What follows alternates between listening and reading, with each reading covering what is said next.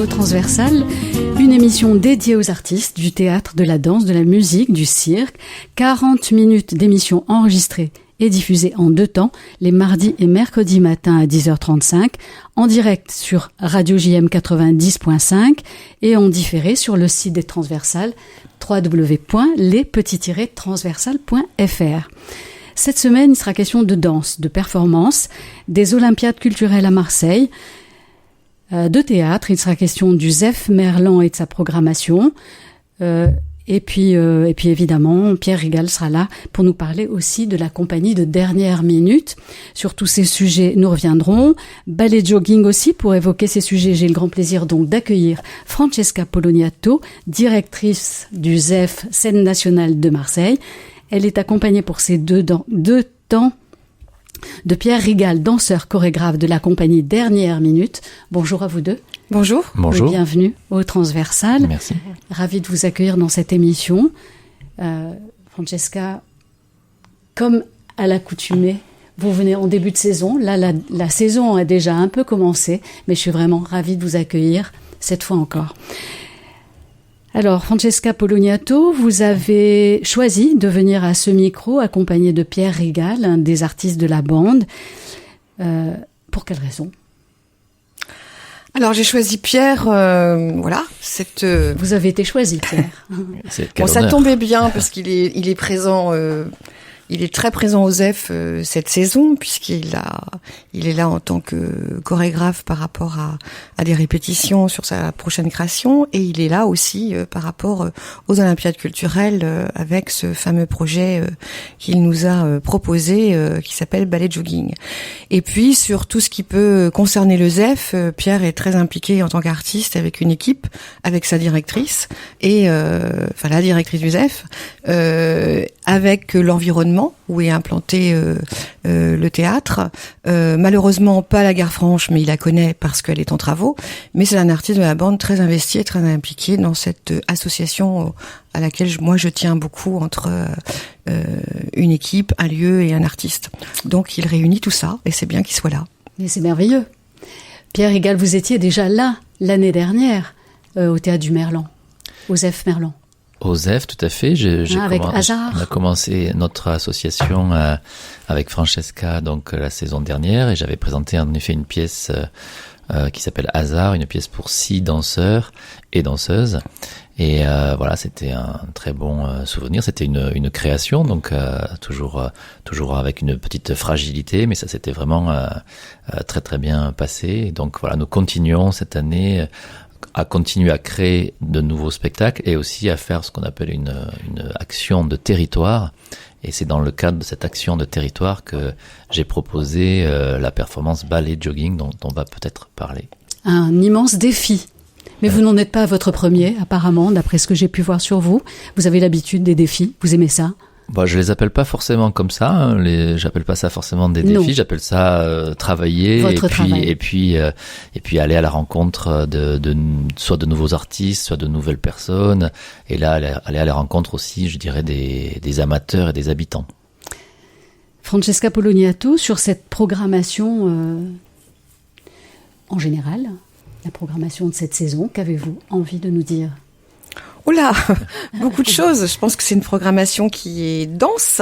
Absolument. Dense aussi dans le sens danse. Voilà. Bon, c'est une discipline. Qui sera dansée aussi, qui est très dense, très riche. Voilà. Qui est très riche, qui sera dansée dans le sens, c'est une discipline, c'est la discipline chorégraphique est très présente au ZEF. Je pense que c'est comme toutes les directrices et directeurs qui ont dirigé ce lieu, le corps a toujours été très important dans les projets artistiques et donc dans le mien aussi. Pardon, je vous interromps juste quelques instants. Allez-y, oui. Je sais que la danse est chère à votre cœur depuis toujours. Ah oui, c'est une discipline qui m'est très chère. C'est d'une part parce que j'ai beaucoup travaillé dans la danse, ensuite parce que je trouve que c'est une discipline, en tout cas c'est un art, moi, qui me fait qui m'émeut, qui me fait vibrer. Je suis aussi toujours fascinée par les chorégraphes pour savoir mais comment ils peuvent imaginer une pièce avec les corps. Oui. Et puis surtout ce qui me fascine, c'est que une pièce qu'ils ont créée il y a 10-15 ans, on leur leur mets la musique et ils sont capables tout de suite de la danser, quoi. Il y a une mémoire du corps qui est fascinante, hallucinante, et je pense que ça, voilà. Et puis moi, en tout cas, moi, ça m'émeut beaucoup, et c'est vrai qu'il y a beaucoup de chorégraphes qui sont aux F, oui. Alors, je vous ai un petit peu interrompu, mais concernant cette programmation, je voulais savoir, et puis de toute façon, on aura du temps pour y revenir, est-ce qu'il y a un fil conducteur, et si oui, pour créer cette programmation, pour la créer, pour l'écrire, quel a été le fil conducteur? Francesca Poloniato. C'est toujours compliqué parce que le fil conducteur, en fait, Caroline Guichard et m'accompagne dans le choix des spectacles et d'une programmation. On l'a créé ensemble. Je dessine pas le fil rouge tout de suite. Je me dis pas, on va voir cette thématique-là, on va avoir ça. En fait, elle se crée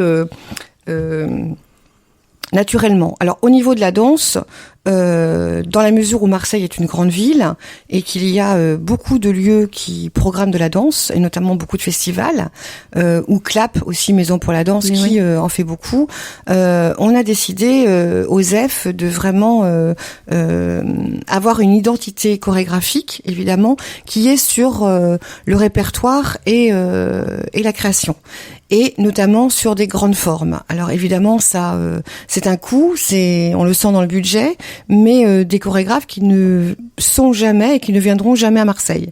Voilà. Souvent, c'est ce qui m'intéresse, et avoir beaucoup de monde sur le plateau. Je trouve c'est ce que vous appelez une grande forme. Les grandes formes, pour moi, c'est beaucoup de monde sur le plateau. Ce qui est aujourd'hui une grosse difficulté pour les artistes, puisque ça manque de moyens, ça manque de diffusion. Mais en tout cas, c'est un combat au niveau de la danse que je mène depuis longtemps et auquel je m'attelle à ce que sur le plateau du ZEF, il y ait des danseurs sur un plateau et pas que des solos, même s'il y a des solos que j'adore et il y en aura la saison prochaine, mais vraiment des grandes formes. Et sur le théâtre, c'est pour moi des thèmes sociétaux. Qui c'est pas du théâtre classique. Je pense qu'il y a d'autres lieux à Marseille qui peuvent le faire.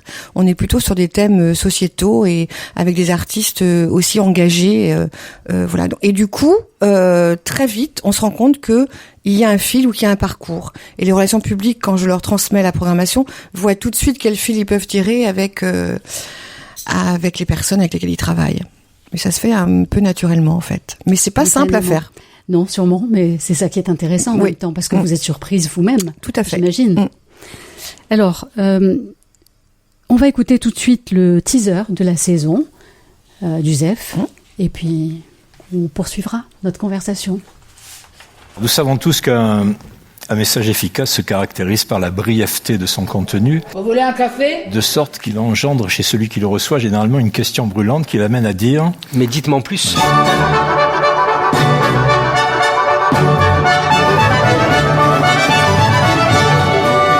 Essayons d'anticiper la trajectoire de chacun. Je peux me tromper, je peux faire des erreurs, bien sûr. La lâcheté, c'est de renier ses rêves. Mais tant qu'il n'y a pas mort d'homme, potentiellement, c'est pas grave. Les rêves sont pour les enfants, madame. Alors c'est ce que je serai toujours. C'est l'affaire des révolutions.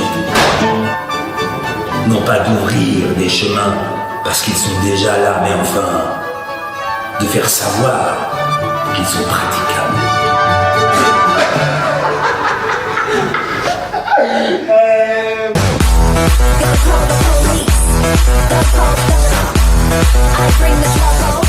Plus on regarde exactement la même chose, plus elle perd tout son sens, et plus on se sent bien, la tête vide. N'oublions pas que certaines réalités complexes réclament une intégration culturelle douce. Comment ça ? Ce que vous dites, c'est écrit. Et progressive. Oui. Mais pas par moi. Non. Mais qui se révèle souvent insidieuse. Et c'est soumis à des stratégies d'assimilation plus ou moins subtiles. C'est moche, c'est ridicule, ça sert à rien. Parce qu'après tout, on va pas se mentir. Ça reste du théâtre et ce sera chiant. Qui se servent souvent de la puissance du marketing. Alors franchement, le nombre de personnes qui est dans cette salle ce soir, ça pèse pas bien lourd là-dedans. Que nous finissons parfois par nous acclimater à l'inacceptable. parle trop, André. Here comes the sun, and I say it's alright.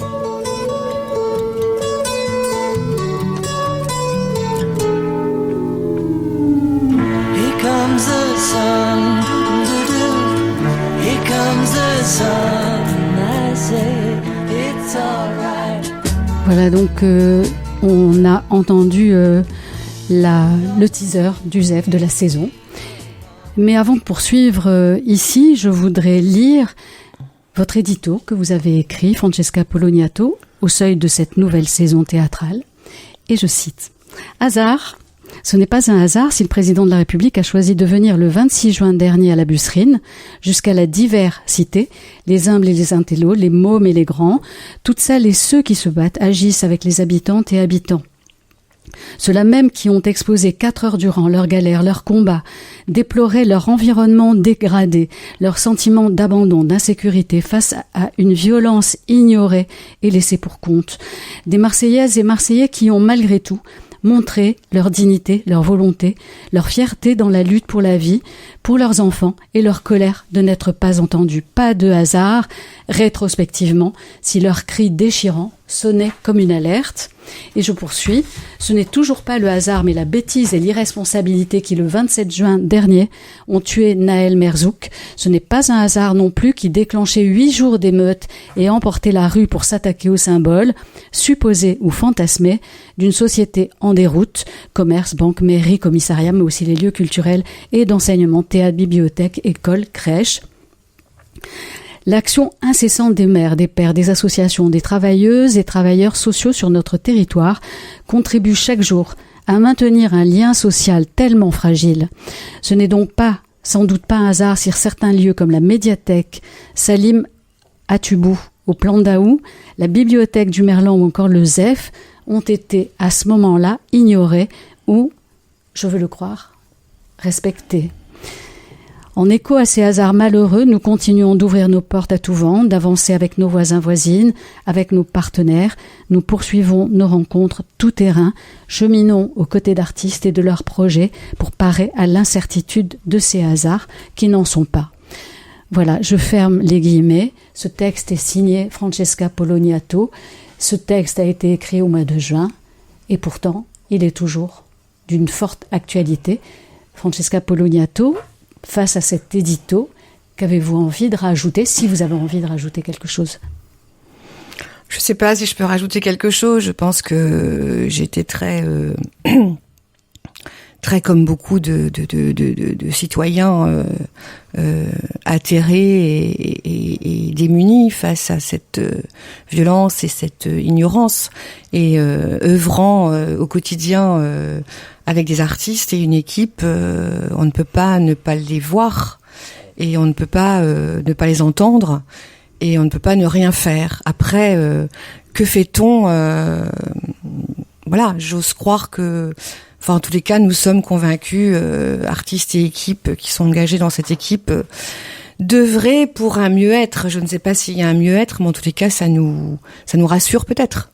Donc cet édito est effectivement encore d'actualité, voilà, d'autant plus que il y a encore eu un meurtre cette nuit, que ça n'arrête pas, que ces maires sont déchirés, que ces habitants sont... Voilà, maintenant, est-ce que ces cris vont être entendus et non pas simplement par des lieux culturels? Il faut qu'ils soient entendus par tout le monde, et notamment par nos élus, par les politiques. C'est par là que ça peut passer, et nous, on ne peut être que des petits maillons sur cette chaîne, mais en tout cas, ces maillons, au ZEF, on est là, voilà. Absolument. Alors, je me permets d'en témoigner, parce que le ZEF est un endroit où j'aime aller, et ce que je dis souvent, c'est que vous avez fait en sorte que le ZEF, le Théâtre du Merlan, soit vraiment un lieu d'accueil pour ces familles aussi. Et vous faites un énorme travail auprès des populations, des gens qui sont tout autour, et en particulier avec les enfants. Et je sais pour l'avoir entendu, pour vous en avoir entendu parler aussi, et pour l'avoir vu, même de mes yeux vu, vous amenez, les enfants viennent d'abord aux ZEF parce que les mamans, souvent, ils osent pas. Il y a une forme de honte, ils osent pas franchir les portes d'un théâtre, et pourtant, aujourd'hui, ils le franchissent allègrement parce que, tout simplement parce que ce sont les enfants qui amènent leurs parents. Et ça, c'est très très chouette, je peux vous le dire. Enfin, moi, je trouve, quand je viens aux ZEF, c'est toujours un grand bonheur, parce qu'il y a toutes les populations, il y a tous les âges, il y a toujours beaucoup de monde. Tant mieux, merci. Voilà. Pierre Rigal, vous avez quelque chose à rajouter ? Alors, moi, ce que j'aimerais savoir... Oui, allez-y, avant de poursuivre. Je vous en prie. Rajouter, non, mais c'est vrai que moi, je suis aussi très sensible à et la programmation du ZEF et aussi sa philosophie de théâtre, c'est-à-dire un théâtre qui est au cœur de la ville, au cœur des cités, et qui ne s'en sépare pas, qui essaye, qui fait un travail quotidien pour s'intégrer et intégrer son environnement et donc les gens, les habitants qui habitent autour, qui sont a priori dans le cliché habituel, pas normalement une population qui va au théâtre ou qui va voir des spectacles de danse, mais justement ce cliché il est combattu et ça c'est quelque chose qui me touche quand j'y assiste et à ma manière, modestement, j'essaye de prendre part aussi avec mes projets. Et ce n'est pas un hasard si vous êtes là également. Et ce n'est pas un hasard, c'est vrai que c'était le titre de ma dernière pièce qui peut en effet peut-être vouloir dire certaines choses. Alors vous êtes là tous les deux pour ces 2 temps, l'occasion de dévoiler donc pour les auditrices et auditeurs quelques-uns des spectacles de la programmation du ZEF cette saison, nous y reviendrons. C'est réjouissant, ces artistes magnifiques qui vous accompagnent et ceux de la bande. Mais tout d'abord, je suis obligée de citer une année durant la Gare Franche, maison d'artistes fait peau neuve pour mieux accueillir créateurs, créations et passagers de tous horizons. Un nouveau souffle pour une plus grande présence, une ouverture plus large, un partage encore plus chaleureux. Comment vous avez fait pour faire face à cette difficulté d'une des parties? Le Merlan, c'est une entité. Il y a 2 entités, mais c'est une seule entité. Il y a le Merlan, le théâtre du Merlan, le ZEF Merlan et le ZEF Gare Franche.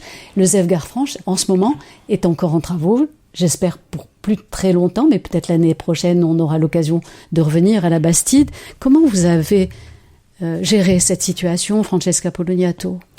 Ça a été compliqué parce que il y a eu les travaux ont démarré plus tard. C'est un choix aussi qu'on avait fait, avec les collectivités et l'État.